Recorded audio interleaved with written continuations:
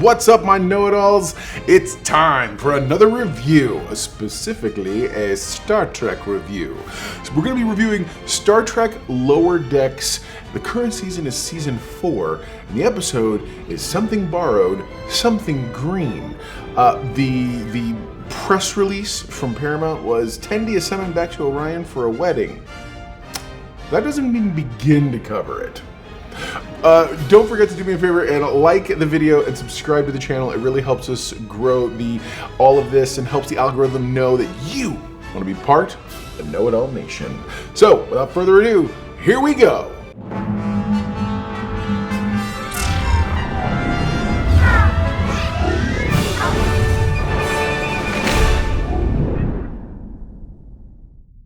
Okay, so first off, you're gonna notice I'm by myself this morning. Baby Know-It-All had a softball game yesterday and hurt her shoulder. She's gonna be okay. She's taking the day off and she will be back with us next week. Absolutely. She did watch the episode and she liked it a lot. She'll give her review for this week's episode next week. So tune in so you can hear all about that. Now, on to the episode. So there's two things happening here in this episode. You have an A plot and a B plot, which is, it's par for the course for Star Trek. The A plot is absolutely this entire situation with Tendi and the whole thing about going to her Orion wedding and whatnot, and you start to really find and delve deep into the Orion culture, which for me was sort of the bright spot in this entire episode. It actually starts with the invitation comes and Tendi, T'Lyn, and Mariner are the ones who are heading to Orion. And you find out that Tendi's actually part of one of the major 5 large houses. Throughout the whole thing, she makes certain statements. T'Lyn will be like, oh, so this is how the culture does, this, or the other. And so T'Lyn's throughout the whole thing taking all these notes. Meanwhile, back on the Cerritos, they really focus on Boimler and Rutherford's relationship now that they're roomies, bunking together as Lieutenant JGs, if you will. And one of the things that they do is that these guys get together, they get along so well. At one point, they go to, by the way, this entire plot thread, this B plot is very, very less developed, and it sort of goes off the rails really fast because they try to make it relevant, but you sit here and go, okay. Because literally, I will, if I had to borrow something from another YouTuber I watched, Jeremy Johns, I don't know that I'm going to remember the B plot in like T-1 day. Yeah, I've pretty much kind of forgotten that subplot. The basic gist of it is that Boimler and Rutherford they get along so well, and then all of a sudden one of them wants to mist their bonsai tree, and they get into this argument about it, and ultimately they go to the holodeck and they both dress up as Mark Twain. There's a whole thing, and then somehow in the act of talking old-timey, they find common ground and get along. I can go back and forth. I'm just going to tell you this entire B plot because I just want to hurry up and get out of my way. So then later on, the Captain Freeman and the crew are having to deal with, they're supposed to be scanning a thing and doing a nebula and whatever. There's another race, another jet of people who are here. Again, told you, totally forgot because it was that unimportant. They face this, who are like, we're the ones supposed to be doing this, blah, blah, blah, and this whole argument. So the guys have this brilliant idea. What if we make you both dress up as Mark Twain on the holodeck? And it doesn't get along well. Finally, they mention bonsai tree, and the dude was like, oh yeah, let me see what that is. He looks at it, he's totally mystified by it, and then decides to eat it. And then it's like, that was kind of good. All right, you guys can go ahead and do the scanning, and just blah, blah, blah, blah, whatever. It's, yeah, it was a silly B plot. It really was. It didn't make any sense. It had nothing to do with anything. Now, let's go back to the real story that everybody cares about, which is obviously this entire through line between Tendi and her entire family situation. How many times did Mariner get stabbed with a knife? Haha, nope. I'm gonna stand way over here. Oh, come on! Yeah, so it's clearly a lot. And the whole time she's like, yeah, it's part of the culture, we're partying, woohoo!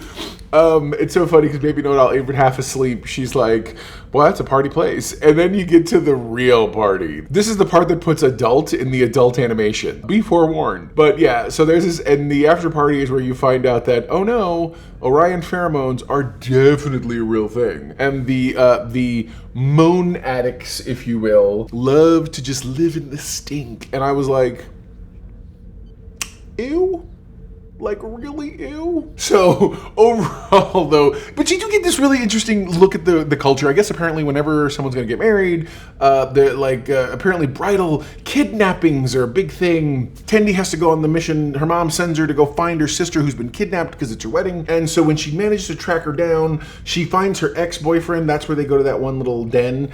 And then they go and they track her down to this place where they used to be. And this is the place where she told her sister she was leaving to go to Starfleet. And now you get to the actual part of the story that matters. The heart in the middle of everything. In this entire plot thread, you find out that her sister had to step up and become the prime. Apparently, Tendi is, as the prime of her family, meaning the eldest daughter, was a highly trained assassin who was like, yeah, even though I'm really good at that stuff and blah, blah, she's like, but science is where where her heart lives. That made total sense to me, and I enjoyed seeing that. I thought it worked really well. What did you think? I thought it was interesting. I think that we're at season 4, and they're playing this Tendi hates being considered an Orion thing, almost like a character defect of hers. Because by season 4, characters are arcing as hard as they can, and they've become freaking Lieutenant JGs. So at the end of the day, I feel like they've taken way too, they're living in this space a little too long.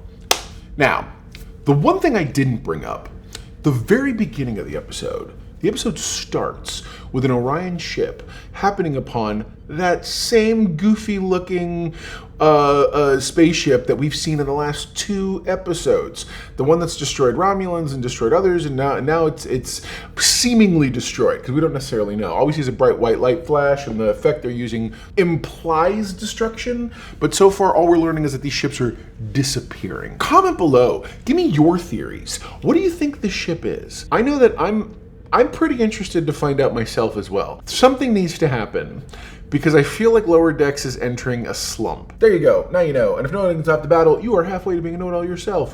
What's the rating for this week? For me, I'm gonna give this episode a 6. It wasn't terrible, but it wasn't good.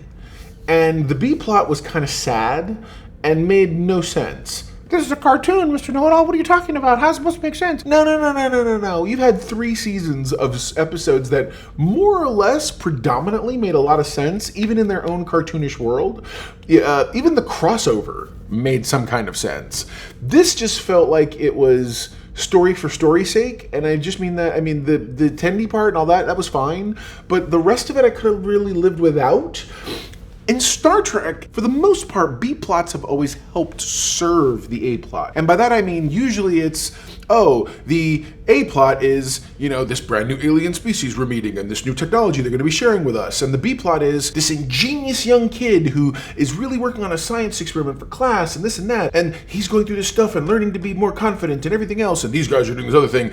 And at some point, the 2 things intersect, and then it becomes this genius kid who's got to look at this thing with new eyes without being, without being slanted towards one way or another, because he's not jaded as an adult, and he helps solve the thing. Okay, I literally just wrote an episode of most any Star Trek: The Next Generation episode, which is primarily where Lower Decks lives. So I feel like that is a big tell in terms of, guys, where does the intersect happen? Anyway, so, all right, let me know what you guys thought. I'm not going to beleaguer that point too much. All right, guys, we'll see you next week. Never forget, everyone loves a know-it-all.